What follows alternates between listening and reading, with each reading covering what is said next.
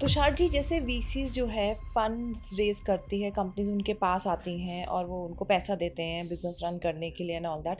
इसके अलावा वीसीज और क्या करते हैं? नहीं, वीसीज दो टाइप के होते हैं। एक तो जो कहता है तो सबसे पहले मुझे ये बताइए वैल्यूएशन कैसे निकालते हैं, कितने टर्नओवर पे कितनी कैपिटल या वैल्यूएशन पे कितना पैसा मिलता है, और मुझे अपनी कितनी इक्विटी डाइल्यूट करनी पड़ेगी। जो अर्ली स्टेज फंडिंग होती है उसके अंदर वैल्यूएशन कोई सेट फॉर्मूला नहीं होता। क्या लॉस मेकिंग कंपनीज को भी आप लोग फंड करते हैं या करवाते हैं? सर, इसमें लॉस की क्वालिटी देखी जाती है कि लॉस आ क्यों रहा अगर आज आपको कोई स्टार्टअप ओपन करना है तो आप क्या शुरू करें? है। कंज्यूमर सेक्टर इंडिया में हमेशा सदाबहार रहेगा।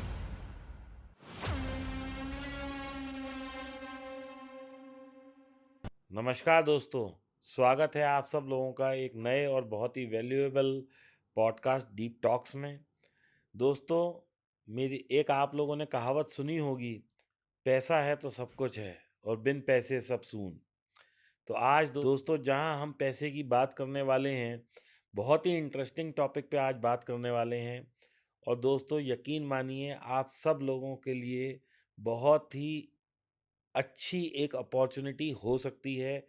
ये आप लोग देखिए कि उस अपॉर्चुनिटी को कैसे कैश कर सकते हैं। लेकिन पैसा और पैसा और सिर्फ पैसे की बात होगी। दोस्तों, आप में से बहुत सारे लोग ऐसे होंगे जो मेरे से कहते हैं कि सर फंडिंग चाहिए, सर मेरा बिजनेस है लॉस में है उसको फंडिंग चाहिए, सर मेरी फैक्ट्री है मेरे पास पैसे की कमी है मुझे फंडिंग चाहिए। और आप सब लोगों को कहीं ना कहीं ऐसा होता होगा कि आज पैसे की ज़रूरत है, लेकिन आपका जो बिजनेस है वो कल एक शाइनिंग स्टार बन सकता है। ऐसा बहुत सारे लोगों के साथ होता है। हर छोटी कंपनी या हर बड़ी कंपनी जो है वो पहले छोटी ही होती है, और वो कंपनी आज आपकी भी हो सकती है। दोस्तों, कई दफ़ा ऐसा होता है मेरा प्रोडक्ट बहुत अच्छा है, मेरे पास मार्केट बहुत अच्छी है, लेकिन मैं उस बिज़नेस को नहीं चला पा रहा क्योंकि मेरे पास पैसा नहीं है। मैं बैंक को अप्रोच करता हूँ, कहने को बैंक लिखता है आइए हम आपको पैसा देंगे, लेकिन दोस्तों यदि आपका प्रॉफिटेबिलिटी कम है, यदि आपका सिबिल ठीक नहीं है, यदि आपके साथ डॉक्यूमेंटेशन की कुछ प्रॉब्लम है, तो बैंक कहता है भाई धन्यवाद, आप आए शुक्रिया, लेकिन पैसा नहीं देंगे। दोस्तों यहाँ पे जो है एक ऐसे व्यक्तित्व का नाम आता है जो आपके लॉस में भी आपको फंडिंग करता है, आपकी एजुकेशन से भी उसे कोई मतलब नहीं है, आपके सिर्फ उसे बिजनेस, प्रोडक्ट और आप में इंटरेस्ट होता है। दोस्तों ऐसी फंडिंग को हम लोग नाम देते हैं एंजल फंडिंग, वीसी फंडिंग, या प्री आईपीओ, या बिजनेस इन्वेस्टमेंट्स, या इसका ही एक आप लोगों ने बहुत ही चमकता हुआ नाम सुना होगा जिसको कि हम लोग शार्क टैंक बोलते हैं। शार्क टैंक भी इसी का ही एक रूप है, जहाँ पे आप अपना बिजनेस प्रेजेंट करते हैं और इन्वेस्टर्स आपके पैसे में इन्वेस्ट करते हैं। तो ये सारी प्रक्रिया कैसे हो सकती है, कैसे आप लोग यहाँ से शार्क टैंक तक पहुँच सकते हैं, कैसे आप लोग फंड रेज कर सकते हैं बगैर शार्क टैंक में पहुँचे, क्या क्या लीगैलिटीज़ चाहिए, क्या क्या उसके लिए कंप्लायंस चाहिए, किस तरीके से पैसा आप लोग उगा सकते हैं, आज की सारी चर्चा इसी पे ही होने वाली है। तो दोस्तों आइए स्वागत करते हैं तुषार कंसल जी का, जिनकी कंपनी का नाम है कंसल्टेंसी कंसल्टेंसी वेंचर, यानी कि यहाँ पे वो ये CONSULT वाला कंसल्ट नहीं है, ये KANSAL फिर टेंसी कंसल्टेंसी वेंचर्स वाला कंसल्ट वो कंसल्टेंसी वाला कंसल्टेंसी वेंचर्स है। तो आइए स्वागत करते हैं तुषार भाई का। वेलकम थैंक यू, तुषार भाई, बहुत थैंक अच्छा लगा आप आए, आपने टाइम निकाला। Thank you for having me. Thank you very much. और मैं चाहता हूं कि आज एक्चुअली क्या है, मैंने हमारे बहुत सारे ऑडियंस हैं जो बहुत अच्छा काम कर रहे हैं, लेकिन पैसे की कमी देखिए, वो वर्किंग कैपिटल में भी हो सकती है, कैपेक्स के लिए भी हो सकती है, कोई भी चीज़ से हो सकती है। और बहुत सारे लोग या कई लोगों की उधारी बाजार में फंस जाती है, तो वो एक वर्किंग कैपिटल की कमी है। तो कैसे एक छोटा जो बिजनेसमैन है वो क्या क्या करे, वो स्टेप बाय स्टेप समझते हैं। सबसे पहले समझते हैं कि ये VC, angel investor, fund raising, ये सब क्या होता है और इसके क्या मायने हैं। Thank you for having me, sir. Thank you so much. Thank you so much, ma'am. It's lovely to be here. And uh, जो वीसी फंडिंग है वो एक तरह से इन्वेस्टमेंट से कमाना ही है, और एंजल फंडिंग भी इन्वेस्टमेंट से कमाना है। लेकिन एंजल तो कोई भी ऐसा इंडिविजुअल हो गया जो खुद के पैसे लगा रहा है। और आजकल शार्क टैंक के बाद तो हाउसवाइफ भी एंजल है, कोई एक कॉरपोरेट में जॉब करने वाला भी एंजल है, एक बिजनेसमैन भी सोचता है कि मैं भी पैसे लगा के मल्टीपल्स में कमाऊं, और जो फॉरेन में जॉब कर रहे हैं वो सोचते हैं हम इंडिया में पैसे लगा के कमाएं। तो वो कोई भी एंजल हो सकता है। लेकिन एक वीसी फंड जो होता है वो दूसरों का पैसा उठा के और फिर उसको इन्वेस्ट करता है। और इसके लिए वो securities and exchange board of India के 3 टाइप के वीसी फंड्स होते हैं। Alternative investment fund AIF 1, AIF 2 या एएफ 3। और ये 3 में से जब एक वो खोलता है तो फिर वो इन्वेस्टर्स के पास जाता है कि मुझे अपना पैसा दो, और मैं उस पैसे को, सिंस मेरे अंदर स्किल है और मैं कुछ पर्टिकुलर सेक्टर को समझता हूँ, तो मैं उसको उसमें डालूँगा। और उनकी एक, जब वो पैसा रेज करता है, जिन लोगों से रेज करता है उनको एलपीज बोलते हैं, लिमिटेड पार्टनर्स। और ये लिमिटेड पार्टनर्स कोई भी हो सकता है, ये एंजल इन्वेस्टर भी हो सकता है। जो एंजल इन्वेस्टर सोचे कि मैं खुद का पैसा मुझे लगाना नहीं आता, लेकिन मान लीजिए मेरे पास 5 लाख रुपए हैं और मैं इसको इन्वेस्ट करना चाहता हूँ, तो एक तरीका तो मेरे पास ये है कि जो भी लिस्टेड शेयर हैं जो ट्रेड हो रहे हैं एनएससी बीएससी पे, मैं वहाँ से ले लूँ। और एक मान लीजिए कोई XYZ कंपनी है और वो फंड रेस कर रही है, तो क्या मैं उसमें भी इन्वेस्ट कर सकता हूँ एज ए इंडिविजुअल? आप कर सकते हो डायरेक्टली, या तो डायरेक्टली कर सकते हो एज एन एंजल इन्वेस्टर कि आपने कंपनी से समझा, आपने देखा क्या वैल्यूएशन है उसकी, आपने थोड़ा सेक्टर की समझ आपको थी, आपने वो समझी और आपने डाल दिए पैसे। दूसरा है कि आपने कहा कि नहीं, मैं खुद, जैसे स्टॉक मार्केट में जिसको खुद नहीं आता वो म्यूचुअल फंड के थ्रू जाता है।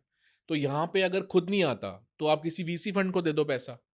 वो वीसी फंड वाला फिर एक फंड मैनेजर उसमें होगा, टीम होगी, ड्यू डिलिजेंस प्रॉपर होगी, वो इन्वेस्ट करेगा। लेकिन वो फिर थोड़े लॉन्ग टर्म के लिए करता है। वीसी फंड जब पैसा लेता है तो सेबी उसको अलाउ करता है कि वो 10 साल के लिए एआईएफ खोले, ऑल्टरनेटिव इन्वेस्टमेंट फंड। इंडिया वाले थोड़ा जल्दी ही रिटर्न चाहते हैं, वो चाहते हैं 3 साल में, 4 साल में एग्जिट मिल जाए।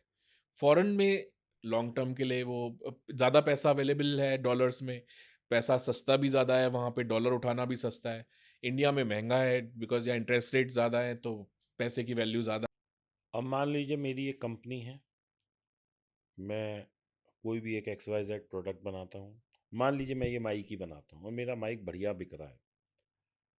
अब मेरी कंपनी की सबसे पहले तो इसमें हम मान लो टर्नओवर, जो हम बहुत लो मतलब देसी भाषा में बात करें, कि ये माइक मेरे को 50 रुपये का पड़ा, मैंने 100 रुपये का बेचा, just to make the calculation easy. और ऐसे 100 रुपये के मैंने 1,10,000 माइक बेचे, तो मेरी टर्नओवर हो गई 10 लाख रुपए की। यहाँ तक सबको क्लियर है, ऑडियंस को भी क्लियर है। अब 10 लाख में मेरा 5 लाख रुपए का ग्रॉस प्रॉफिट है, यानी कि 50 रुपये मेरी कॉस्ट आई और मैंने इसे 100 रुपये का बेच दिया। 5 लाख मेरा ग्रॉस प्रॉफिट हो गया, बाकी अब खर्चे वर्चे डाल के कुछ मैं एनपी दिखाऊंगा, नेट प्रॉफिट। तो मुझे ये बताइए तुषार भाई, कि हम जब मैं आपके पास आऊँगा कि भाई मुझे फंडिंग चाहिए, तो मेरी वैल्यूएशन क्या होगी? मेरा कितना मुनाफा होना चाहिए? शार्क टैंक पे हम लोगों ने देखा कि कंपनीज़ की टर्नओवर तो 2-3 करोड़ है, लेकिन मुनाफा की जगह लॉस में हैं वो लोग। तो क्या लॉस मेकिंग कंपनी को भी फंडिंग मिलती है? और मुझे अपनी कितनी इक्विटी डाइल्यूट करनी पड़ेगी, कितने फंड के लिए? थोड़ा-सा इस पे बताइए ताकि लोगों को, क्योंकि देखिए क्या है, शार्क टैंक सबने देखा, सबने एन्जॉय किया, लेकिन आदमी उस तक पहुँच पाए, उसके बहुत सारे सवाल हैं, और मैंने आज आपको उन सवालों को क्लियर करने के लिए ही आमंत्रित किया है। तो सबसे पहले मुझे ये बताइए, वैल्यूएशन कैसे निकालते हैं? कितने टर्नओवर पे कितनी कैपिटल या वैल्यूएशन पे कितना पैसा मिलता है? और मुझे अपनी कितनी इक्विटी डाइल्यूट करनी पड़ेगी? फिर मेरा अगला सवाल आएगा आपके लिए। देखिए, ये तो बहुत ही वैलिड क्वेश्चन है किसी भी इंसान के लिए जो सोचे कि मुझे भी एक स्टार्टअप बनानी है और मुझे कल को फंडिंग लेनी है बाहर से। जो अर्ली स्टेज फंडिंग होती है उसके अंदर वैल्यूएशन कोई सेट फॉर्मूला नहीं होता। आप ये जनरली बहुत सारे ऐसे इन्वेस्टर्स हैं जो कैश फ्लो के बेस पे वैल्यूएशन करते हैं। वो ये देखते हैं कि अगले 5 साल में कितना बिजनेस करेगी, रेवेन्यू कितना होगा, इनिशियली इन्वेस्टमेंट कितनी चाहिए, उससे कितना रेवेन्यू जनरेट होगा और फिर तीसरे चौथे ईयर में प्रॉफिट आ जाएगा। तो वो कैश फ्लोज कंपनी के अवेलेबल होंगे। तो उन कैश फ्लोज की आज के टाइम में क्या वैल्यू है। तो वो एक ऐसी चीज़ है जो फ्यूचर रेवेन्यू के ऊपर डिपेंडेंट है। तो इसलिए वैल्यूएशन बहुत वाइडली डिफरेंट हो सकती है। जैसे मेरे पास सेम टाइप की 2 कंपनीज़ आई थी, एक बैंगलोर से, एक दिल्ली से। एक ने सेम टाइप का बिज़नेस 10 करोड़ की वैल्यू पे फंडिंग ले रखी थी। दूसरे वाले ने 1 करोड़ की वैल्यू पे फंडिंग ले रखी थी। तो इन्वेस्टर टू इन्वेस्टर भी फ़र्क होता है, बट अगर बॉलपार्क बेसिस पे देखें, थंब रूल के बेसिस पे, तो जो कंपनी 10 लाख का टर्नओवर कर रही है, उसकी वैल्यूएशन 50-70 लैक्स, 1 करोड़ से ऊपर नहीं मतलब लग हम सकती। टर्नओवर का 5 to 10 10x टाइम्स, हाँ, मान लेते मतलब हैं। अगर ब्रॉडली आप सोचो तो। लेकिन अगर सपोज़ 50 लाख या 1 करोड़ का टर्नओवर कर रही है, तो आप वैल्यूएशन 10 करोड़, 15-20 करोड़ आप देख सकते हो आराम से। मतलब इसमें आपको इन्वेस्टर मिल जाएगा, जो आपको 3 करोड़ दे देगा, 15% इक्विटी ले लेगा। और शुरू में जो कई कई ऐसे फाउंडर्स हैं, वो सोचते हैं कि मैं शुरू में 5% से ऊपर नहीं दूँगा। लेकिन जो सबसे शुरू में आपका इन्वेस्टर आपके पास आता है, वो सबसे ज़्यादा रिस्क ले रहा है और उसको बहुत उसके मन में होता है कि यार मैं डाल रहा हूँ इसमें से, इसमें तो आज तक किसी ने नहीं डाला। तो वो 10, 12, 15% से कम नहीं लेता कोई भी। हर किसी को 10, 12, 15, 18, 20% चाहिए होती है। उसके लिए वो कितनी वैल्यू आपको देता है, वो डेफ़िनेटली आजकल बहुत सारे केसेज़ मेरे पास आते हैं प्री रेवेन्यू, कि सर हमने एक प्रोटोटाइप बनाया है, अभी हम उसको बेच के कोशिश करेंगे, उसमें हम फीचर्स ऐड करेंगे, लेकिन अभी रेवेन्यू नहीं है। तो प्री रेवेन्यू में इवन एंजल इन्वेस्टर नहीं कर रहा आजकल। वो कह रहा है कि हम भी थोड़ी-सी मैच्योर कंपनीज़ में करेंगे जिसमें रेवेन्यू हो। और अभी जैसे एक कंपनी है वो पेट फूड्स बेचती है। तो अमेज़न और फ्लिपकार्ट और इन पे बेचती है। तो 3 करोड़ की वैल्यू पे मेरे रिलेटिव को स्टेक ऑफ़र हुआ था। तो उसने कहा नहीं, मेरे को तो 3 करोड़ की वैल्यूएशन नहीं दूँगा, मैं तो 2 करोड़ की वैल्यूएशन दूँगा। तो उन्होंने 15 दिन लगा दिए। 15 दिन में उसकी ज़ेप्टो के फाउंडर के साथ मीटिंग हो गई। उसने बोल दिया मैं तेरे प्रोडक्ट को चला दूँगा ज़ेप्टो पे। अब वो 20 करोड़ वैल्यू माँग रहा है। 3 पे 2 के लिए लड़ता रहा, अब वो 20 पे करने को तैयार है। क्योंकि अब ज़ेप्टो के फाउंडर ने ईमेल में कमिट किया है कि मैं इसको टॉप फूड ब्रांड्स में अपने प्लेटफॉर्म पे शो करूंगा। बिकॉज सब कुछ फ्यूचर में है, तो बेसिकली जो एग्रीमेंट्स हैं, क्या डिस्ट्रीब्यूशन है, क्या प्लेटफॉर्म है, कितना फाउंडर की समझ है। जैसे अभी एक कंपनी मेरे पास आई थी, लो ट्रांसफैट्स, वीगन, नो, नथिंग इनऑर्गेनिक, पूरा नेचुरल फूड। उसकी क्या मार्केट में, मतलब क्या वीसीज का रिस्पॉन्स है उसका, because everybody is moving towards healthy food. तो ऐसी कंपनी को अगर आप सोचो कि उसका 1 करोड़ का टर्नओवर ऑलरेडी है उस कंपनी का, तो 20 करोड़ का वैल्यूएशन, 15 करोड़ का वैल्यूएशन गलत नहीं मांग रहा, वो मिल जाता है। Tushar ji, as a VC, आपके पास अगर कोई कंपनी आई है फंड रेज करने के लिए, तो आप कोई ऐसे 5 पॉइंटर्स दीजिए जिसको आप देखते हैं कि हाँ, ये कंपनी वर्थ इट है इन्वेस्ट करने के लिए। देखिए, लोग कहते हैं कि फाउंडर के ऊपर पैसा लगता है। फाउंडर एक ऐसा हॉर्स है, घोड़ा है जिसके ऊपर आप बेट कर रहे हो। कई वीसीज का मत ये है कि जितना अर्ली स्टेज आप में इन्वेस्ट करते हो, उतना बंदा देख के इन्वेस्ट करते हो कि हम इस बंदे के ऊपर पैसा लगा रहे हैं, विच इज़ ट्रू। लेकिन मैं आपको असली बात बताऊं कि इवन आप लेट स्टेज में भी अगर कर रहे हो इन्वेस्ट, तो तब भी आप सबसे बड़ी चीज़ यही देखते हो कि ये फाउंडर की क्या क्वालिटी है। अभी 2 कंपनीज में मेरा एक पार्टनर फंड है जिसमें मैं वेंचर पार्टनर हूँ। उन्होंने पैसे डाले 12 करोड़ और 15 करोड़। दोनों फाउंडर्स सुपर एग्रेसिव, बैकफुट पे तो कभी मैंने देखा ही नहीं उनको। सामने कोई प्राइवेट इक्विटी आ जाए, कोई वीसी आ जाए, कोई गवर्नमेंट आ जाए, सेबी आ जाए, कोई आ जाए, मतलब सुपर एग्रेसिव। तो that is the biggest quality, confidence. और जो आदमी में वो एक्स फैक्टर होता है, वो कॉन्फिडेंस होता है, वो अपनी कोई खराब चीज चल रही है उसको ठीक कर लेता है।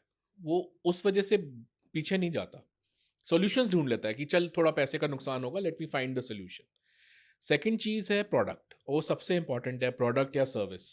अब लोग कहते थे अर्बन कंपनी नहीं चलेगा क्योंकि सस्ते में आपको गिग वर्कर्स मिल जाते हैं, आपको प्लम्बर मिल जाता है, लोग कहते थे। ऐसे मैंने कई पॉडकास्ट में बोला कि ब्लिंकिट तो चल ही नहीं सकता, जेप्टो तो चल ही नहीं सकता। बट कन्वीनियंस, पीपल आर हाँ, बट पेइंग। मुझे लगता था कि जो नेबरहुड किराने वाला है वो आपको आधे घंटे में सामान भेज देता है घर पे, और वो डिस्काउंट्स भी देता है, तो आप क्यों दोगे? बट वो मार्केट चल गई।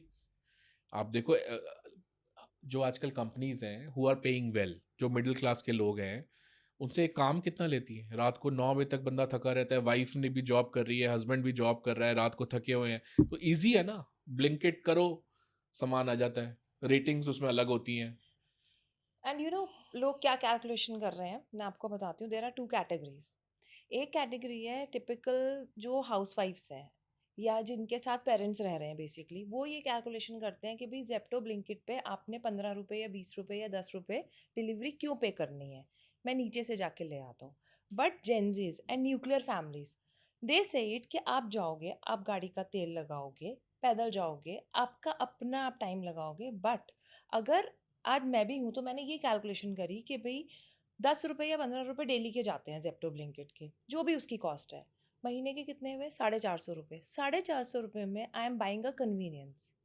बिकॉज मैं एक सोसाइटी अपार्टमेंट में रहती हूँ, वहाँ से मुझे चल के जाना पड़ेगा, टाइम लगाना पड़ेगा, तो बेटर है ना 10 मिनट में चीज़ आ रही है। Correct, correct. एक और तुषार इसमें एक बहुत बड़ा फ़र्क है, जो अवेयरनेस की बात है। लोग अगर शायद इसको फॉलो कर पाएँ, लाइक हम ब्लिंकिट और ये सब सबसे पहले शुरू हुए, या जो भी कोई ब्रांड है, मैं किसी पर्टिकुलर ब्रांड की बात नहीं कर रहा, लेकिन जितने भी ये कन्वीनियंस टाइप के वो हैं डिलीवरी जो लोग करते हैं, उसमें एक दूध और ब्रेड सबसे बड़ा आइटम है जो ये लोग सबसे पहले इनिशियल स्टेज में स्टार्ट करते हैं, which is having the least profit of margin, but वो नेसेसिटी है। अभी एडल्ट्रेशन इंडिया में बिल्कुल चरम पे है, दूध भी नकली है, पनीर भी नकली है। हम रोज रिपोर्ट देख रहे हैं कि एनसीआर में 83% of the paneer found is नकली या एडल्ट्रेटेड है। सब्जियां भी एडल्ट्रेटेड हैं, लौकी में इंजेक्शन लग रहा है।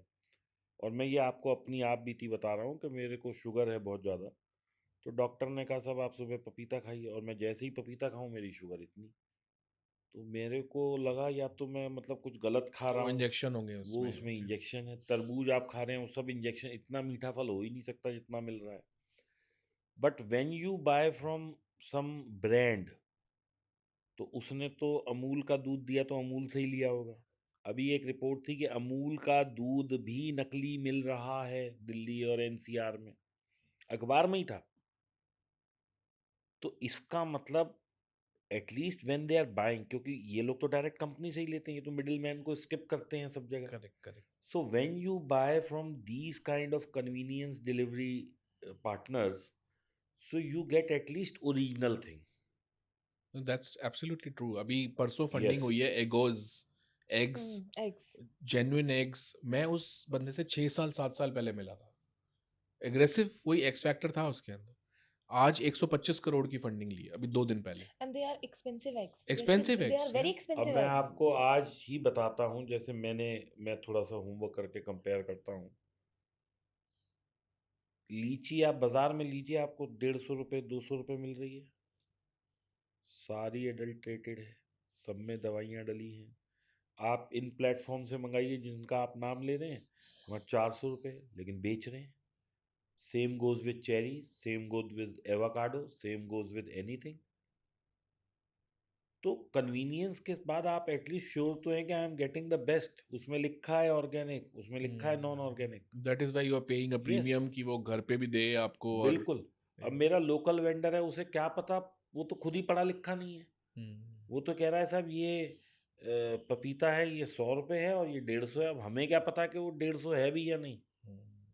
So reliability factor is something which is more with the when you are dealing with a brand. Absolutely. Yes, नहीं, वो प्रीमियम वीसी दे रहा है आजकल, मतलब बस वही चीज है। इसी प्रोडक्ट का प्रीमियम दे रहा है, इसी सर्विस का प्रीमियम पे कर रहा है, और वो ये सोच रहा है कि आज 5 साल के अंदर हजारों करोड़ की ब्लिंकिट खड़ी हो गई, हजारों करोड़ की जेप्टो खड़ी हो गई, तो मेरा भी जो मैं आज ये डाल रहा हूँ पैसा, ये भी कल को आईपीओ तक जाएगी। जोमेटो ने देखो, जोमेटो इन्फो एज ने शुरू में डाले थे जी, पैसे, वो 100 गुना पे चल रहा है रिटर्न पे। लेकिन जोमेटो के फाउंडर का आई विल गिव क्रेडिट, बहुत कंपनीज हैं जो लॉसेस नहीं हटा पाई, दे हैड द मनी, और वो कस्टमर्स भी, सब्सक्राइबर्स भी ले आए। बर्न कर रहे हैं हाँ, लेकिन। लेकिन वो आज तक बर्न करे, but Zomato turn a profit. वो प्रॉफिट भी अदर इनकम से आया है, वो एक अलग टेक्निकल इशू है, बट आज जेप्टो पे आप सर्विस का पे कर रहे हो, उसमें टिपिंग ऑप्शन भी है, उसमें एक्स्ट्रा चार्जेस भी हैं, उसमें प्लेटफॉर्म फी भी है, उसमें people are paying for it, तो बट उतना तो क्या है कि कन्वीनियंस पे खर्च होता ही है ना। हो ही आज जाता मैं है। अपने सोसाइटी से उतरा, हर चीज़ तो मेरी सोसाइटी से बाहर निकलती नहीं है। मैंने कार उठाई, मैं गया, तो मेरे 100-200 का तो तेल और टाइम लगना ही है। करेक्ट। टाइम की चलो हम वैल्यू ना भी लगाएं, लेकिन 100-200 का तेल तो मामूली बात है, क्योंकि आप रेंगते रेंगते जाओगे। आप कौन सा 60 की स्पीड पे जाने वाले हो? Correct. When correct. Ever you are going, तो 100-200 का तेल खाएगी गाड़ी आपकी। करेक्ट। और वो आपसे 49 में एट दी कन्वीनियंस, आप तो एसी में बैठे हो, वो ला के दे रहा है। ला के दे रहे same thing goes with Zepto, हैं। Same thing goes with Zomato. Zomato। तो ये तो अच्छा है ये। चलिए, अब हम अपने एक सवाल पे आते हैं कि कोई यूज़र है, उसने मान लीजिए एक बहुत ही शानदार कोई प्रोडक्ट बनाया, जो वो समझता है शानदार है, हो सकता है हो या ना हो, मुझे नहीं पता। तो और उसकी कंपनी अभी बहुत अच्छा प्रॉफिट नहीं कर रही। वो 10-20 लाख का माल बनाता है, उतना वो जद्दोजहद करके बेच लेता है, प्रॉफिट में नहीं है अभी, उसको लॉस है। जब वो वैसे 100 रुपए की चीज़ वो बेच रहा है 120 की, वहाँ उसे प्रॉफिट दिख रहा है। लेकिन जब वो वर्किंग कैपिटल, जब वो लेबर कॉस्ट और ये सब खर्चे डालता है, तो उसे लगता है वो या लॉस में आ जाता है, या ज़ीरो प्रॉफिट पे है, या बैलेंस शीट उसकी लॉस दिखा रही है। अब ऐसे में वो बैंक तो जाता है, तो बैंक कहता है भैया तुम्हारे तो लॉस ही नहीं है, तुम खुद ही नहीं कमा रहे, तो हमारा ब्याज कैसे दोगे? तो यहाँ पे एक रोल आता है फंडिंग का। करेक्ट। तो क्या लॉस मेकिंग कंपनीज को भी आप लोग फंड करते हैं या करवाते हैं? सर, इसमें लॉस की क्वालिटी देखी जाती है कि लॉस आ क्यों रहा है। अच्छा।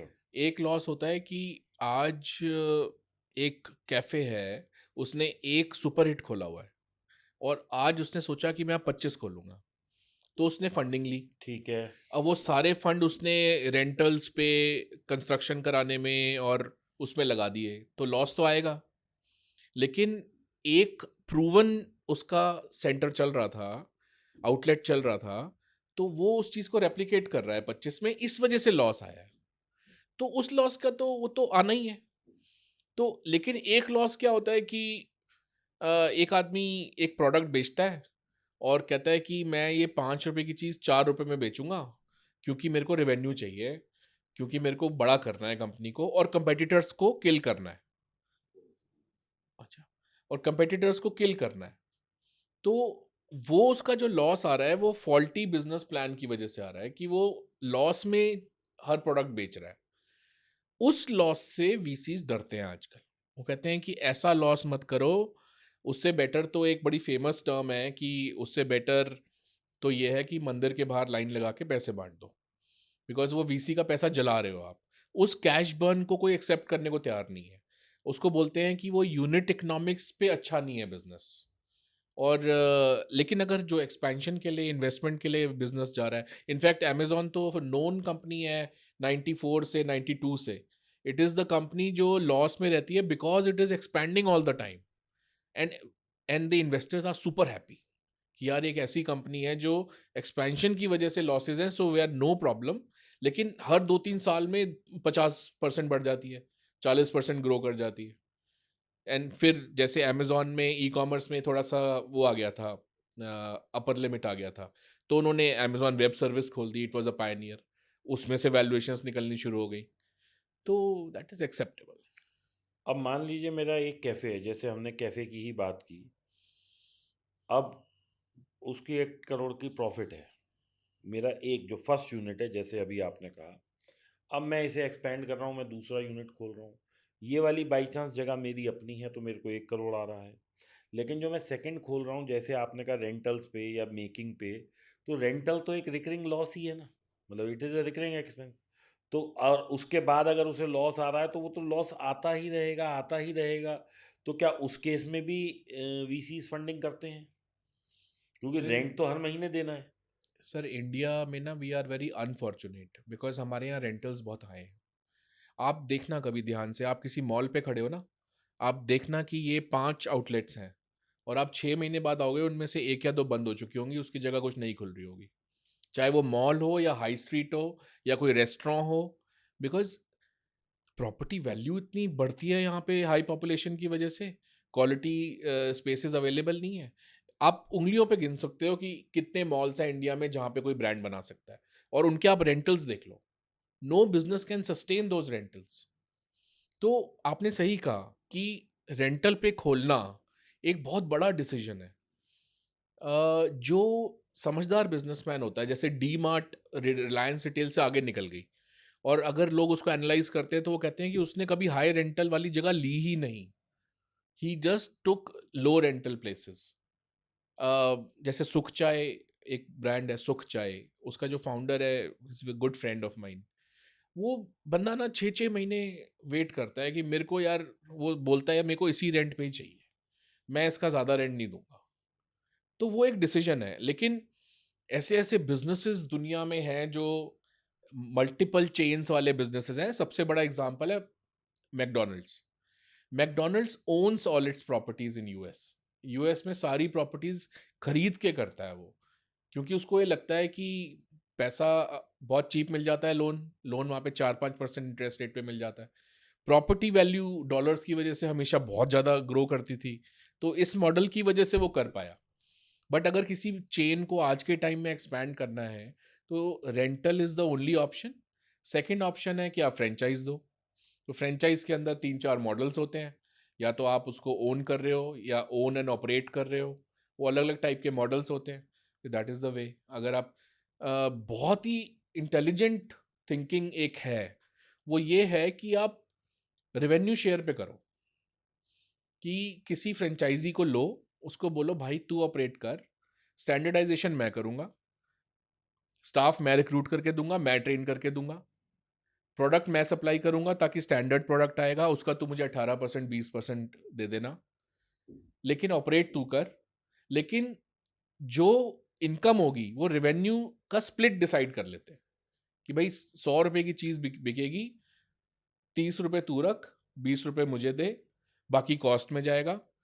तो दोनों का रिस्क पूल इन हो गया। That is the way. एक नॉन वेज रोल्स की कंपनी है हमारे मार्केट में, तो रोल्स किंग के नाम से। हाँ, हाँ, हाँ। तो मैंने इसको बोला, मैंने दे हैड वन फोर्टिस के जस्ट छोटे पीछे छोटे, पहले था हाँ आउटलेट, छोटे पहला छोटे सिंगल, बहुत हाँ। सारे खोले हुए हैं। अभी मॉल ऑफ इंडिया में भी है, कई जगह खोल लिए अब तो। हाँ, तो उसका जो चलाता है ना हमारे अशोक विहार में, तो मैं उससे पूछ रहा था, मैंने कहा तू यार 2-3 साल हो गए तेरे को, मतलब यहाँ तो सब बंद होते रहते हैं खुलते रहते हैं, but you are still strong. तो उसने मुझे उसका स्ट्रक्चर समझाया, कहता है कि हमारा कुछ स्टैंडर्ड पे आउट है ही नहीं, हम जो जितना रेवेन्यू है उसका परसेंटेज पे आउट करते हैं ओनर को। That's the way. बट लोग कितना अच्छे से अपना ब्रेन यूटिलाइज कर लेते हैं, और एक्चुअली रोल्स किंग ने काफी जगह आउटलेट्स खोले हुए हैं, बिल्कुल। And they are running very बड़ी वेल। आउटलेट नहीं खोलेगा, छोटा है। छोटी आउटलेट खोलेगा। यस। अब 24/7 आउटलेट्स थे। लोग सोचते थे कि रात के टाइम पे बहुत चलेगा, कन्वीनियंस स्टोर। कन्वीनियंस है, क्योंकि जो यंगस्टर्स होते हैं वो तो लेट सोते हैं। And it's easy to eat also. हाँ roll is always easy to eat, handy है, हाँ, आप लेके जा सकते हो कहीं पर भी। बिल्कुल बिल्कुल। और क्वालिटी तो है ही, चाहिए ही क्वालिटी। बट जो 24/7 का मैंने आपको बताया है कि वो लॉसेस नहीं हटा पाए, द रीज़न बीइंग कि ब्लिंकिट आ गया, जेप्टो आ गया, लोग रात को 2 बजे मंगा रहे हैं, ब्लिंकिट, जेप्टो, जोमेटो। तो मतलब हाँ, वो ज़ोमैटो भी हाँ, सरप्राइज़िंगली मतलब 2 बजे 3 आप बजे मैकडॉनल्ड्स वैसे जाओ, आप वो हो जाता है, बंद हो जाता है, लेकिन आप डिलीवरी कराओ, they are hmm, delivering it. अब वो क्लाउड किचन है, क्या है, मुझे नहीं पता, लेकिन हो रही है डिलीवरी। हो गई। तो वही है जो जो बात जेफ बीजोस ने 92 में बोली थी कि जो online will beat offline. Okay. तो वही हो रहा है। आप देखो ना, everybody is opening a D2C brand, सब रिटेल खोलने से डरते हैं। सिर्फ बड़े ग्रुप्स ने खोला हुआ है, टाटा ने जूडियो खोला, जिनके पास अनलिमिटेड मनी है, या तो आईपीओ से आ रहा है या किसी टीसीएस जैसी कैश काउ से आ रहा है, यस। तो वो लोग खोल पाते हैं। या शेख का ऑयल मनी है जो मिडल ईस्ट में ईमार इतने सारी बिल्डिंग्स खोल के बैठा है, या चाइना में चाइनीज गवर्नमेंट के पास $1 ट्रिलियन का ट्रेडिंग प्रॉफिट है, तो इस वजह से वो सारी स्टॉक मार्केट में इतने बड़े बड़े इन्वेस्टमेंट्स हो रहे हैं। तो कहीं unlimited money has to come from somewhere, लेकिन एक छोटा इन्वेस्टर अगर सोचे तो वो cost is the biggest word, cost पे ध्यान दे। इंडिया जैसी कंट्री में cost is the biggest thing. चलिए, अब हम आते हैं कंप्लायंस पे। इंडिया में आज भी जो छोटा व्यवसाय है, चाहे वो दुकान हो, चाहे वो छोटी फैक्ट्री हो, जनरली प्रोप्राइटरशिप ही होती है, क्योंकि जो ओनर होता है वही बेचारे आधे से ज़्यादा काम कर रहा होता है। सुबह ऑर्डर भी वो ले रहा होता है, डिस्पैच पे भी वो होता है, अकाउंट्स वाले के साथ भी खड़ा है, कलेक्शन भी वही कर रहा है। क्योंकि अपना बिजनेस है ना, तो बहुत काम करता है ओनर जो होता है।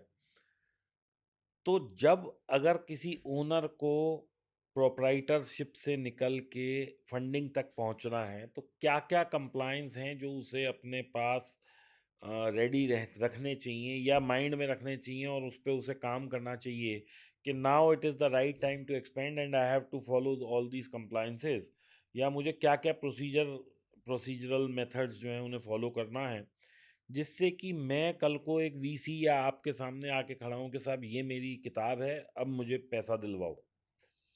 Sir, by nature of investment, अगर आप इन्वेस्ट करते हो तो आपको कंपनी के शेयर्स चाहिए। अच्छा। अगर एक लिमिटेड लाइबिलिटी कंपनी है या पार्टनरशिप कंपनी है, दो लोगों ने बनाई और उन्होंने एक अग्रीमेंट साइन कर लिया कि 30% प्रॉफिट एक को जाएगा, 70% एक को जाएगा, लेकिन उस कंपनी के कोई शेयर्स नहीं है, तो कोई भी इन्वेस्टर हाथ नहीं डालेगा। Okay. It has to be a private limited company. लेकिन क्या प्राइवेट लिमिटेड कंपनी का शेयर सेबी और डीमैट में आता है? सेबी और डीमैट में कंपलसरी नहीं होता, तो लेकिन आपके जो एमसीए की वेबसाइट है, मिनिस्ट्री ऑफ हाँ, हाँ। कॉर्पोरेट अफेयर्स, वहाँ पे तो रिफ्लेक्ट होता है ना अच्छा, आपका। वहाँ सब वहाँ डायरेक्टर्स रिफ्लेक्ट के होता नाम है, होते बिल्कुल। हैं। बोर्ड रेजोल्यूशन पास होता है, अच्छा, फिर शेयर ट्रांसफर होते हैं, सीएस करता है, ठीक उसके है। बाद वो वहाँ रिफ्लेक्ट होता है। तो आपको तो श्योरिटी है ना, एमसीए की वेबसाइट पे ऐसे चेंज नहीं हो सकता बिना बोर्ड रेजोल्यूशन के, which is a okay, legal process. Okay. लेकिन अगर आप कोई प्री आईपीओ कंपनी में या ग्रे मार्केट शेयर्स में आप कर रहे हो, वो डीमैट कंपलसरी हो चुका है। अच्छा, आपको डीमैट में शेयर्स ही करने पड़ेंगे, physical share, agreement based, nothing. ESOPs में क्या होता है कि मैं तेरे को 3% इक्विटी दूंगा, लेकिन हर साल 1-1% साल के एंड में मिलेगी। उसको वेस्टिंग बोलते हैं। 1 साल परफॉर्म कर, 1% ले ले, 1 साल और परफॉर्म कर, 1% और ले ले। तो उससे अकाउंटेबिलिटी इंश्योर होती है। तो ये हो गया, एक प्राइवेट लिमिटेड कंपनी बनाओ, always have founder agreements, always keep a good accountant. मतलब ये नहीं कि कोई भी सीए है, आपके ना प्रॉपर इन्वॉइसेस बन रहे हैं, ना टैली पे आपने अपलोड किया हुआ है। Your accounting has to be very clean, because कल को वो चेक करेगा तो वो कहेगा यार इस कंपनी में ना कुछ, मतलब इसको एक्सपैंड करने लायक दम ही नहीं है, और फिर फ्रॉड्स हो जाते हैं। अभी रिसेंटली उन्होंने बोला ना, जो फ्लिपकार्ट के एक्स फाउंडर थे, उनकी कंपनी जो एनबीएफसी है, उसमें निकला 25 करोड़ का फ्रॉड। उनके कुछ प्रोसेसेस सेट नहीं थे, वो एम्प्लॉय ने कर दिया बीच में से 25 करोड़ का। तो स्केलेबल होने के लिए प्रोसेसेस होने चाहिए, उसके लिए सिस्टम्स लगे होने चाहिए। आप कोई अच्छा सीआरएम लगाओ, अच्छा ईआरपी लगाओ, मिनिमम टैली तो हो, एजेंसी हो। अगर बिग फोर जितना पे नहीं कर सकते आप अकाउंटेंट को, तो at least have a good professional agency. तो ये सारे हाइजीन फैक्टर्स हैं जो कंपनी को प्रोफेशनल बनाते हैं। इसको बोर्ड आपका अच्छा होना चाहिए। अब ज़्यादातर बोर्ड में पहले लोग क्या करते थे, ड्राइवर को डाल दिया, उसके केवाईसी अपने पास रख लिया, उससे साइन खुद ही कर लिए, इस टाइप की चीज़ें करते थे। अभी तो मैं इंडिपेंडेंट डायरेक्टर हूँ जीपी इको में, तो हमको एक साल पेपर देना पड़ता है, और पेपर का जो पेपर होता है ऑनलाइन, उसमें वीडियो ऑन रखना पड़ता है that you are giving the paper. Okay. 50% passing है उसमें, और वो 1 साल के लिए होता है, फिर आपको 1 साल बाद दोबारा देना पड़ता है, क्योंकि सारी लॉज चेंज होते रहते हैं। तो इतनी आसानी से आप इंडिपेंडेंट डायरेक्टर नहीं बन सकते, और इंडिपेंडेंट डायरेक्टर के ऊपर भी इतनी रिस्पॉन्सिबिलिटीज़ है। कल को कुछ फ्रॉड निकला, कंपनी ने लोन लिया वापस नहीं किया, वो पुराने सारे इंडिपेंडेंट डायरेक्टर जो उस टाइम थे, जो अब नहीं है, उनको भी पकड़ लेते हैं। तो इट इज़ नॉट ईजी। तो प्राइवेट लिमिटेड कंपनी होनी चाहिए, प्रॉपर अकाउंटिंग का सिस्टम होना चाहिए, बोर्ड आपका क्लीन होना चाहिए, बोर्ड अच्छा होना चाहिए, आप अच्छा अच्छे होना लोग चाहिए। डालो ना उसमें, सेक्टर के अच्छे लोग पकड़ के डालो, इंसेंटिवाइज देम ना। आप बोलो कि जब कम मैं आपको 1% इक्विटी दे दूंगा या some other way, meeting charges. तो ये सब अगर करता है तो अपना वो, चाहे प्रॉफिट में है, कम प्रॉफिट में है, लॉस में है, वो आपके आगे आके खड़ा हो सकता है, just like it is shown in shark tank, और आप उसको फंडिंग करवा सकते हैं या कर सकते हैं, what ever is sir reasonable होते हैं। अल्टीमेट जो डिसीजन मेकर होता है वो कस्टमर होता है, अच्छा। कि वो प्रोडक्ट खरीद रहा है या नहीं। तो कस्टमर ऑब्सेशन एक वर्ड है जो जैक बीजोस ने बोला था, कि the way is customer obsession. आप कंपेटिटर के बारे में सोचो ही मत। जैसे भगवत गीता में है कि जो अर्जुन मछली को देखते हैं ना, तो एक बड़ी फेमस स्टोरी है कि अमेज़न जब आया था, तो उनका कंपेटिटर एक रिटेल स्टोर था, जिसकी सिर्फ रिटेल आउटलेट्स थी। तो उसने अचानक से अनाउंस किया that we will be creating our own online website to sell books. और ये सारे एम्प्लॉयज़ पहुंच गए जेफ बीजोस के पास कि सर हम तो मर गए, क्योंकि ये तो डीप पॉकेट्स हैं, कल को स्टोर्स खुले हुए हैं इसके, वहीं से ये कोरियर कर दिया करेगा बुक्स, वी आर गॉन। और उसमें एक मेमो है जेफ जेफ बीजोस का, वी हैव द कस्टमर। अगर हमने कस्टमर को आज से भी लेके उस कंपनी से ज़्यादा खुश रखा, तो हम ही जीतेंगे। और यही हुआ। This this actually happened. तो अल्टीमेटली तो कस्टमर डिसाइड करेगा। इवन आप सबसे अच्छी कंपनी भी खोल के बैठ सकते हो, उस पर बहुत अच्छे अच्छे स्टार्स भी रख सकते हो, बहुत अच्छे प्रोसेसेस भी रख सकते हो, लेकिन अगर आपका प्रोडक्ट या सर्विस अच्छी नहीं है तो डजंट वर्क। नहीं, इसमें तो मेरे को कोई खुद डाउट नहीं है, क्योंकि I myself is a user for Amazon. एक प्रोडक्ट मैंने ए प्रोडक्ट कहीं से मंगाया, I find the quality is not good, company denied कि सर हमारे यहाँ तो रिफंड पॉलिसी नहीं है। जबकि whenever you are ordering the same product from Amazon, they have a 10 days money back policy. तो मैंने कभी भी डायरेक्ट उस कंपनी से उसके बाद नहीं मंगाया, क्योंकि क्वालिटी इशू आ सो दे सकता है। Lost the customer. They loss the customer, yes, but Amazon gained me. Amazon get the customer. Yes. इसलिए लोग ट्रस्ट भी करते हैं। अभी तो हमारे एक जब मैं ब्रांड कैपिटल में था, उसके दिल्ली के हेड थे मिस्टर सबरवाल।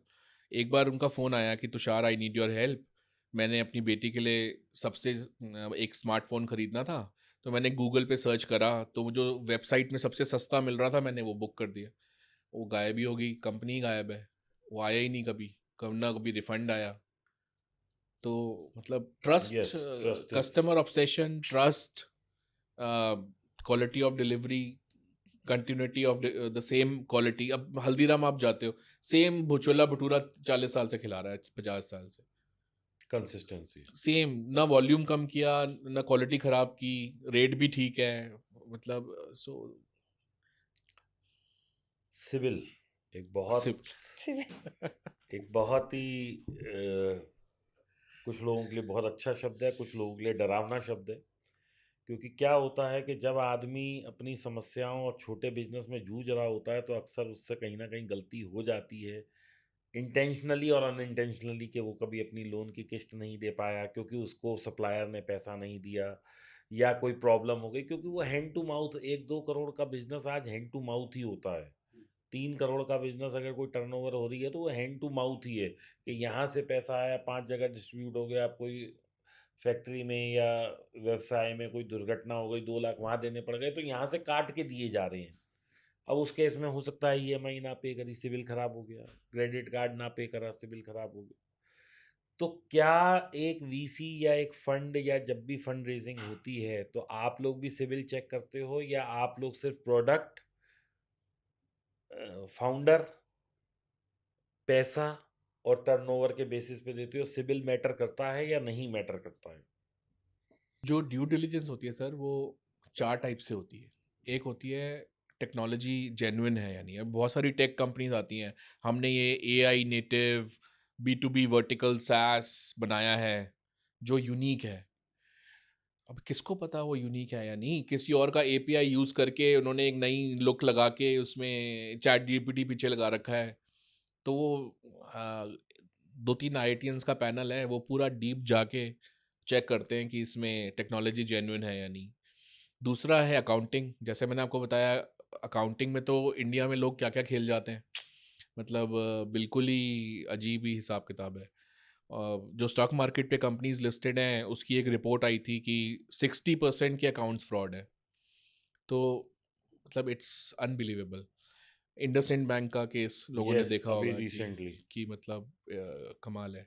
तीसरा, जो लॉज हैं, जो कॉन्ट्रैक्ट्स हैं, वो आपने कितने अच्छे साइन किए हुए हैं नहीं, मतलब आपने हो सकता है रेवेन्यू लेने के लिए उल्टे सीधे प्रॉफिट शेयर्स आपने साइन कर रखे हो। और मेरी एक कंपनी थी, मैं उससे बहुत क्लोजली इन्वॉल्व था।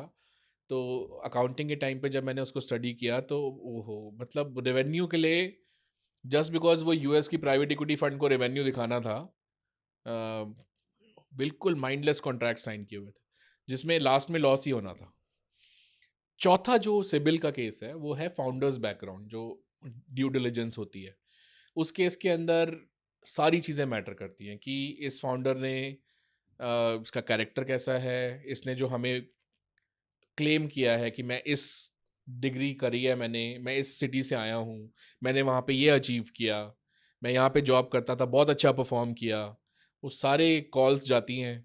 वहाँ पे सिबिल मैटर करता है, बिकॉज अगर उसने लोन नहीं पे बैक किया, तो इसका मतलब ये है कि there is a character issue. और जैसे मैंने आपको बताया, founder is the biggest thing on which you bet upon. Bet upon. अब राहुल यादव का नाम तो आपने सुना है, जो पहले हाउसिंग.com का आईआईटी ड्रॉप आउट, उसके ऊपर इन्फो एज ने 400-500 करोड़ रुपए लगा दिए, ब्रोकर नेटवर्क नाम के। तो वो हाउसिंग से निकाला गया था इसलिए बिकॉज उसने फ्रॉड किया था, एलिजिडली, जो चल रहा है केसेस। और ब्रोकर नेटवर्क में कुछ कहानियां ये सुनने में आई कि रोल्स रॉयस पे आते थे, सैलरीज पेड नहीं थी, और कमेलियाज में घर है, और वो पैसा तो इन्फो एज की शेल आउट हो गया। हाँ, तो कैरेक्टर, सर इंडिया में हम रहते हैं ना जहाँ पे कोर्ट, जेनसॉल अभी रिसेंट हमारे पास जेंसोल, अब आया। कैमेलियाज में घर है, मतलब इंडिया में कोर्ट केसेस 20 साल, 10 साल, 25 साल, महंगे महंगे लॉयर्स रखो आप, तारीख पे तारीख। ऐसे केस में फाउंडर कैरेक्टर जज करना और उसकी कितना वो रिलायबल है, वो बहुत इंपॉर्टेंट है। सिबिल टेक्निकली स्पीकिंग तो लोन्स के लिए यूज होता है, but it is a reflector of character, your. Yes. हाँ, अब क्रेड बनाई कुणाल शाह ने, 300 मिलियन का फ्री चार्ज बेचा, और क्रेड जैसी कंपनी बनाई, जिसमें जिन लोगों के क्रेडिट कार्ड हिस्ट्री सबसे अच्छी है, उन 1 करोड़ लोगों को एग्रीगेट कर लिया उसने, कि ये सबसे पैसे वाले, सबसे बेस्ट कैरेक्टर, इनकी पेमेंट नहीं मरती, और उन 1 करोड़ को अब सामान बेच रहा है, फंडिंग भी कर रहे हैं। और फंडिंग वो कर रहा है, क्रेड सामान बेच रहा हर कोई नहीं डाउनलोड कर सकता क्रेड भी, है। लाइक हाँ, I have you have to, to be a certain. Yes I have 2-3 like employees in fact big 4 companies में जिन जो क्रेड को एक्सेस ही नहीं कर पा रहे हैं। Right, right, right, because they have a detailed credit history, तो मतलब वो हर एक को नहीं entertain. I don't know whether he will be able to convert it into a profitable sustainable business. अभी तक तो नहीं, अभी तक तो लॉसेस चल रहे हैं। बट द आइडिया वाज कि इंडिया जैसी कंट्री में जहाँ बट मुझे तो बहुत सहूलियत है भाई। बहुत ही मैं कन्वीनियंट है। तो मतलब जी, मेरे पास जैसे बहुत सारे क्रेडिट कार्ड हैं, तो कहाँ मैं पहले जाता था ऑनलाइन, फिर उसको वो करता था, फिर पे करता था। अब सब तो क्रेडिट से हो जाता बटन बटन दबाओ है। इनफैक्ट उसमें इन्वेस्टर के पैसे से सर, हाँ। आपको उसमें सहूलियत कैशबैक्स भी मिल आते रही हैं है। अगर आप क्रेडिट से पेमेंट करते हो। 2-2.5 रुपए का। 1 लाख कैश, की पेमेंट पे 1.5 रुपया, कुछ-कुछ कैश 2 रुपया। लग मतलब इतना 2-2.5 रुपए का वो है कि मैडम उसको कोट कर रही है कि देखो आते हैं उससे। नहीं, वो मेरी डॉटर ने ही मुझे बताया कि मम्मी आप ना गूगल पे मत किया करो, क्रेडिट के थ्रू पे किया करो, तो उसमें ना कैशबैक आता है। और जी, बच्चे तो generally they get very happy अगर और थोड़ा-थोड़ा भी हाँ, आता हाँ, हाँ, रहे। नहीं, नहीं, देखो ये चीज़ें बच्चों को तो बहुत इम्पैक्ट करती है, but what I was trying to say is कि देखो क्रेड हैज शोन यस। कि क्रेडिट हिस्ट्री कितनी मैटर करती है, उस पे पूरा बिजनेस खड़ा हो सकता है। नॉट ओनली क्रेडिट सर, ये जितनी भी आजकल ऑनलाइन एप्स हैं, चाहे वो क्रेड हो, फॉर दैट मैटर पेटीएम हो, पेटीएम, दे हाँ, are also tracking all your history. Incoming outgoing, ये वो सारा पैसा कहाँ आ रहा है, कहाँ जा रहा है। वो भी अपनी ऐप पे कहते हैं साहब आप बटन दबाओ ना, 1 लाख 2 लाख चाहिए पर्सनल लोन, हाथ के हाथ ले हाथ लो। के हाथ ले लो। So it is all matter के क्योंकि they also have the same credit history. तो सर हमारे स्टार्टअप वर्ल्ड में ये बोला जाता है कि सबसे बड़ा मिसनॉमर मार्केट का ये है, जो ग्लोबल इन्वेस्टर का भी है, कि इंडिया में 20 से 30 करोड़ मिडिल क्लास है। यस। और एक्चुअल में कोई भी कंज्यूमर स्टार्टअप से आप पूछोगे, कहेगा भाई 5 करोड़ से ऊपर नहीं है। 5 करोड़ ही है जिसको हर कोई सर्व करना चाहता है। बाकी तो वो परचेजिंग पावर के नाम पे बुरा हाल है मार्केट। मतलब लोग 10-10 रुपए के पीछे प्लेटफॉर्म चेंज कर लेते हैं खरीदने वाला, कि ये 10 रुपए सस्ता है। मतलब ब्रांड लॉयल्टी नाम की चीज नहीं है। मतलब it is a very sir देखिए, India is a conscious very market, sensitive very market, क्योंकि सेंसिटिव, यहाँ प्राइस क्या सेंसिटिव। है, यहाँ मैं कहूँगा दिखावा बहुत ज़्यादा है। एक लड़का जो 30-35 हज़ार रुपए भी कमा रहा है, वो भी आईफ़ोन 15, 16, 17 जो भी आईफोन, आ रहा है, वो ओहो, लेके चल रहा है। एक तो सर ये कमीलियाज और एक ये आईफोन है मतलब। तो आईफ़ोन हुआ, नॉट ओनली आईफ़ोन, साहब वो कॉन्सर्ट्स। थोड़ा-सा अच्छी सैलरी पे आएगा, वो तुरंत गाड़ी खरीदेगा। तो वो सब लोन की जो बिल्कुल, ज़िंदगी मेरे चल कजन ने रही अभी है, 2 नई गाड़ियां खरीदी हैं। मैंने जो कहा ये कितने की? एक 20 लाख की, एक 18 लाख। मैंने कहा तू कमा तो ले पहले, तो नई जो नई ये जॉब है तेरी। तो जो ये हाँ, लोन की ज़िंदगी है, अच्छा, हाँ, कंपनी अब जैसे बजाज फाइनेंस है, वो तो चल ही इस पे रही है, हाँ, कंज़्यूमर फाइनेंस पे। Consumer finance. तो उसने ये देखा कि ये 1 डेढ़ लाख का लोन दे दो इसे, कस्टमर को, और इससे किस्तें लेते रहो। ये 30-40 हज़ार, 50 हज़ार कमाता है, 10 हज़ार की किस्तें दे सकता है। तो उससे सबके लिए विन-विन है। जो लड़का है, उसको आईफ़ोन मिल गया, जो कंपनी है उसको सेल मिल गई, इनको कस्टमर मिल गया, इन्होंने कंपनी से ब्याज ले लिया। क्योंकि ज़ीरो इंटरेस्ट तो देखो सब कहने को होता है, कहीं से तो पैसा नहीं कमाना नहीं, ही है। It is payable. यस। हाँ, वो बोलते हैं जीरो ईएमआई, बट यस। होता नहीं है वो। आजकल नहीं, कॉन्सर्ट्स का कितना ट्रेंड है। बहुत कहने को ज़्यादा। 30,000 सैलरी है, लेकिन एक कॉन्सर्ट पे they are going to spend 30 to 40,000 rupees. Coldplay का जैसे कोल्ड और प्ले, उस एड पे भी शीरन। फाइनेंस हो रहा है सब, 40,000 आप दे दो, आप अपने क्रेडिट कार्ड से फाइनेंस करा लो, वो कोल्ड प्ले ही दे रहा है ब्याज उसका। But this is not a good sign for the Indian economy. मतलब फॉर द सिंपल रीजन, क्योंकि see we are following Asian countries saving पे चलती हैं। हाँ, we are following the west, and आने वाले 10-15 साल में सेविंग तो खत्म ही हो जाने वाली है, क्योंकि जो अ, इन्फ्लेशन है वो इतनी तेजी से बढ़ रहा है। हर चीज़ महंगी हो रही है, महंगी नहीं सुपर महंगी हो रही है। नहीं, इंडिया का सेविंग्स रेट 35% से 30 पे आ गया है। यस। 5% कम हो गया है। और चाइना का 45%। 45%। तुषार जी, ये हमने बहुत जनरल बात करी। अगर आज आपको कोई स्टार्टअप ओपन करना है तो आप क्या शुरू करेंगे? देखिए, सेक्टर बाय सेक्टर, शॉर्ट में 4-5 सेक्टर पकड़ लेते हैं। ठीक है। कंज्यूमर सेक्टर इंडिया में हमेशा सदाबहार रहेगा।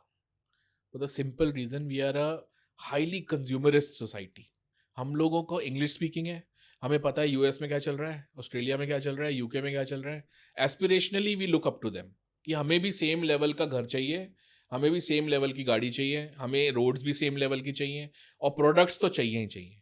तभी तभी हमारा $100 बिलियन का ट्रेड डेफिसिट है चाइना के साथ, क्योंकि वो सारे हम हाई क्वालिटी जो यूएस इंपोर्ट कर रहा है वही लोग हम लोग इंपोर्ट कर रहे हैं।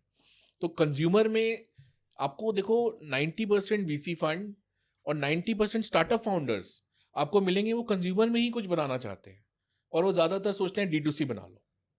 डी2सी में अगर आपने अपनी डिजिटल मार्केटिंग की कॉस्ट अगर मैनेज कर ली, तो फिर आप चल के निकल जाओगे। जिसने नहीं करी वो डूब जाएगा। तो डी2सी एक सेक्टर है जो बहुत ही बढ़िया चल रहा है। दो फिनटेक। दोस्तों, मैं क्लियर कर देता हूँ डी टू सी क्या होता है। D to C is direct to customers, यानी कि आपने एक एक ग्लास बनाया और आपने बजाय इसको डिस्ट्रीब्यूटर के या कोई भी सेल्स नेटवर्क रखने के, आपने इसे ई कॉमर्स पे लिस्ट करा और डायरेक्ट बेच दिया। Direct to customer means D to C. B to B वो होता है कि जैसे मैंने कोई प्रोडक्ट बनाया, अब मेरे इस प्रोडक्ट का कस्टमर भी कोई कंपनी है, वो इसको खपाएगी और फिनिश्ड गुड्स बनाएगी। यानी कि जो बल्ब है, जो कंपनी बल्ब बना रही है, वो डी टू सी है, यानी कि उसने बल्ब बनाया और डायरेक्ट कस्टमर को दे दिया। लेकिन जिसने अंदर का फिलामेंट बनाया और उस कंपनी को सप्लाई किया, वो बी टू बी है।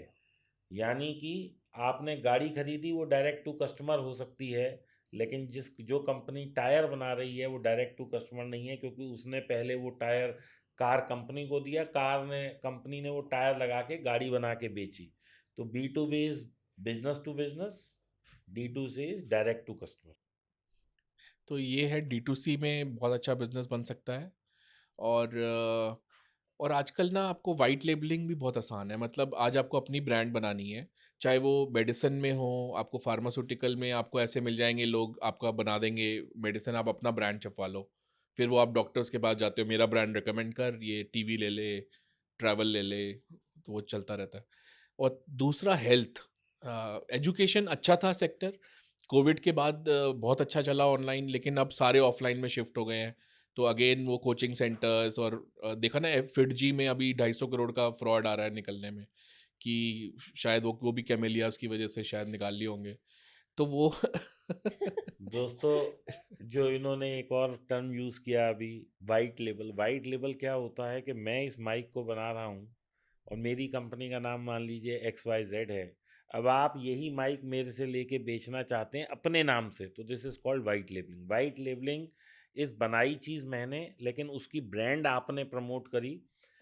जितनी भी दवाइयाँ आप देखते हैं, जब आप उसका पीछे देखेंगे तो वहाँ लिखा होता है मैन्युफैक्चर्ड बाय कोई सोनीपत, बद्दी, अंकलेश्वर की कोई कंपनी उसे बना रही होती है, लेकिन उसके नीचे लिखा होता है मार्केटेड बाय रेनबेक्सी या ग्लेक्सो या ये बड़े-बड़े नाम जो हैं।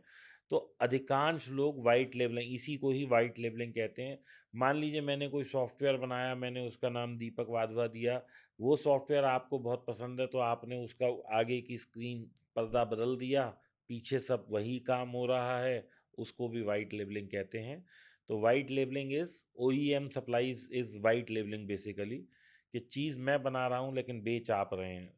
बहुत सारे प्रोडक्ट ऐसे ही बिकते हैं मार्केट में, उसे वाइट लेबलिंग कहते बिल्कुल जी। इसी तरह से कंज्यूमर प्रोडक्ट्स में भी वाइट लेबलिंग हैं। जी। बहुत होती है। लोग कुछ भी ब्रांड बनाते हैं खुद। दवाइयाँ अक्सर ऑलमोस्ट 50-70% वाइट लेबल वाइट ही लेबल। होती हैं।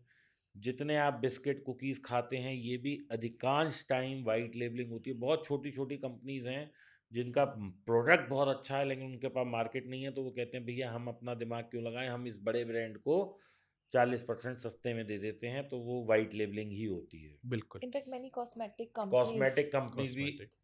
सारी 70-80% जितनी वाइट लेबलिंग ही लग्जरी है। आयुर्वेदा टाइप है वो, दे आर ऑल डूइंग बिल्कुल। और दैट। अभी तो आप लोगों ने सुना होगा, जब चाइना ने टैरिफ लगाया था तो वो आपको सब पता लगा, लुई वितौन से लेके गुची से लेके सारे प्रोडक्ट चाइना में बन रहे हैं, और वो चाइना वाले उनके नाम से बना के दे रहे हैं, वो वाइट लेबलिंग ही है। सर किस लेवल पे होती है मैं आपको यस। बताऊं। एक मेरे क्लाइंट थे, वो पेप्सी के यूरोप में डायरेक्टर थे, senior level. I am Calcutta guy, very sophisticated Bengali guy. उनकी वाइफ ने यूरोपियन ऑर्गेनिक सर्टिफिकेशन का कोर्स किया होता, इको सर्ट कॉस्मॉस। यानी वो ऑर्गेनिक कितना है प्रोडक्ट, उसकी मैक्सिमम सर्टिफिकेशन है ग्लोबल। तो उन्होंने इंडिया में ब्रांड लॉन्च किया, उनको फंडिंग मिल गई, वो भी वाइट लेबल। मतलब इंडिया का सबसे ऑर्गेनिक ब्रांड, वो भी वाइट लेबल करा के उन्होंने लखनऊ की एक मैन्युफैक्चरिंग कंपनी से बनवाया, उनको फॉर्मूला देके। इस लेवल पे होती है वाइट लेबल। तो दोस्तों, अगर आपके पास आइडिया है तो ज़रूरी नहीं कि अपनी फैक्ट्री डालिए, उस आइडिया को किसी से बनवा लीजिए, ब्रांडिंग अपनी करिए। अब मैं एक बहुत अच्छा, आप लोग जानते हैं उस ब्रांड को, मैं अभी आपको खुलासा करता हूँ, बोट, जो साहब शार्क टैंक में भी आते हैं। मैं कोई उनकी निंदा या मैं कोई उनका अभिनंदन नहीं कर रहा हूँ, मैं सिर्फ आपको बता रहा हूँ कि वो अपना सारा माल चाइना से बनवाते हैं, और ये बिल्कुल खुली किताब है, इसमें कोई मैं ऐसा नहीं है कि मैं बता रहा हूँ। हो सकता है 10-20-30% वो R&D वगैरह यहाँ करते हो। अब उन्होंने एक डिज़ाइन बना दिया कि हमें ऐसा ईयरफोन चाहिए, वो चाइना गए, उन्होंने वो डिज़ाइन दिया, अपनी टेक्नोलॉजी दी कि भैया ऐसा बना के दे दो, उन्होंने बोट के नाम से बना के दे दिया, उन्होंने इम्पोर्ट करा और बेच दिया। तो केवल बोट ये नहीं कर रहा, एप्पल भी ऐसे ही चल रहा है, designed in California, made in China, Foxconn made in Foxconn. Vietnam, yes. China, India. अब एप्पल और सैमसंग के फ़ोन इंडिया में, यहाँ पे डिक्सन नाम की एक कंपनी है, वो बना रही है। Correct correct. Vision। आपको प्रोडक्ट अगर आप अपनी फैक्ट्री में बनाते हैं, मान लीजिए आपकी 10 करोड़ की इन्वेस्टमेंट होने वाली है, और आप अपने यहाँ बनाते हैं, वो 10 रुपए की पड़ेगी, तो आपको 12 रुपए में वो आदमी बना के दे देगा जो आपके अपने ब्रांड से। तो 10 करोड़ का ब्याज नहीं दिया, थोड़ा सा कॉस्ट महंगी कर ली। बात कान इधर से पकड़ो इधर से पकड़ो, बात वही पड़नी है। सिर्फ वाइट लेबलिंग में क्या है कि आपने अपनी 70% जो सिरदर्दी थी वो किसी और को दे दी, और उसकी जो सिरदर्दी थी वो मार्केट नहीं कर पा रहा था, वो अब आपके फॉर्म में कर रहा है, अपना ब्रांड नहीं, आपके ब्रांड से। तो दोस्तों, ये भी एक अच्छा तरीका है, आपके पास कम पूंजी, आप वाइट लेबल बनाइए किसी भी चीज़ का और मार्केटिंग पे खर्चा करिए और अपने ब्रांड को एलिवेट करिए, उस पे भी फंडिंग मिल जाएगी, ये लोग फंड उस पे भी देते हैं। बिल्कुल जी, तो बिल्कुल। बस अब आपने करना क्या है दोस्तों, चर्चा बहुत लंबी हो गई है, लेकिन कुल मिला के बात क्या है, कंप्लायंस को फॉलो करना है। पैसे का आई सबसे पहला तो इम्पोर्टेंट है आइडिएशन। आपको कोई ऐसा प्रोडक्ट ढूंढना है जिसकी मार्केट हो। ये मत सोचिए कि उसका कितना कंपटीटर है। आज हर गली कूचे पे छोले भटूरे बिक रहे हैं, लेकिन हल्दीराम की एक अपनी जगह है, बीकानेर की अपनी जगह है और सबका माल बिक रहा है। ऐसा नहीं है कि किसी का नहीं बिक रहा। जब मैकडॉनल्ड्स इंडिया में आया था, सबसे पहले 19 रुपए का बर्गर उसने बेचा था। लोगों को लगा भैया ये तो खा जाएगा सबको। उसके बाद 300 वाला भी बर्गर बिक रहा है, 1000 वाला भी बिक रहा है, 800 वाला भी बिक रहा है। अभी मेरे बेटे ने ही कोई बर्गर था, वो पता नहीं उसमें कुछ गोल्ड वोल्ड लगा हुआ था, क्या था मुझे नहीं पता, लेकिन वो 1500 का भी बिक रहा है। तो ये मत सोचिए कि आपके प्रोडक्ट की जगह नहीं है, वो सस्ता वाला खा जाएगा। हर प्रोडक्ट के लिए हर नीश का कस्टमर अवेलेबल है और हर नीश की ज़रूरत है। आईफ़ोन 1.5 लाख 2 लाख का भी बिक रहा है, हाई चीज़ भी बिक रही है, लो भी बिक रही है। तो ये मत सोचिए कि बिकेगा या नहीं बिकेगा, बस लगिए, करिए, व्हाइट लेबल करिए, कहीं से बनवाइए, अपने आइडिया पे कामयाब रहिए, अपने ब्रांड को स्ट्रॉन्ग बनाइए। भाई साहब जैसे लोग बहुत हैं इंडिया में जो आपको फंडिंग देने के लिए तैयार हैं। बस आपका एग्रेशन और आपकी प्रॉफिटेबिलिटी और आपकी लंबी सोच दिखनी चाहिए। पैसा अवेलेबल है। बैंक आपको तब तक पैसा नहीं देता जब तक प्रॉफिट नहीं होता और बैंक ब्याज भी लेता है। ये लोग ब्याज भी नहीं लेते। ये पैसा देते हैं क्योंकि ये आपको 10 साल आगे के विज़न पे पैसा लगाते हैं। इन्हें इमीडिएट प्रॉफिट नहीं चाहिए होता। तो दोस्तों पैसा अवेलेबल है, ईज़िली अवेलेबल है। कंसल्टेंसी वेंचर्स नाम है साहब की कंपनी का और ऐसी केवल एक ये नहीं है, he is one of them. ऐसे बहुत सारे लोग हैं, ढूंढेंगे, गूगल करेंगे, मिल जाएगा। लेकिन इस पॉडकास्ट का सिर्फ मकसद ये था कि आप लोग ये मत सोचिए कि पैसा नहीं अवेलेबल, पैसा भरपूर है क्योंकि आपको पैसे की ज़रूरत है। लेकिन बहुत सारे ऐसे लोग हैं जो इस तरह के एवेन्यू ढूंढ रहे हैं कि पैसे को कहाँ डाला जाए। तो अगर आपकी ज़रूरत है तो उनकी भी ज़रूरत है। अगर आपकी ज़रूरत है तो उनकी भी ज़रूरत है। बिल्कुल नहीं डरिए, पैसे को माँगना कोई बुराई बात नहीं है। बस अपनी चीज़ों को स्ट्रीमलाइन करिए और चले आइए, पैसा अवेलेबल है। इसी सोच के साथ धन्यवाद देते हैं thank you so Tushar much ji sir. को थैंक यू मैम, कि thank thank you you so Tushar sir for भाई मच। हैविंग आए। मी।